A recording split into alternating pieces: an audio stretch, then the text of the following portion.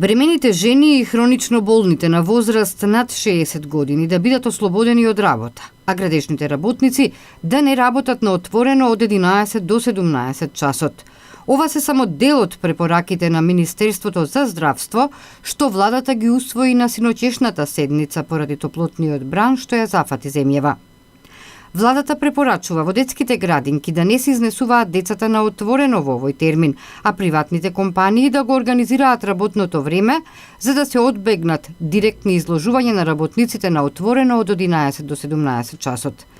На единиците на локалната самоуправа, Црвениот крст на Република Македонија и центрите за социјални работи во регионите, зафатени со топлотниот бран, им се препорачува да пружат помош на осамени стари изнемоштени лица и бездомници.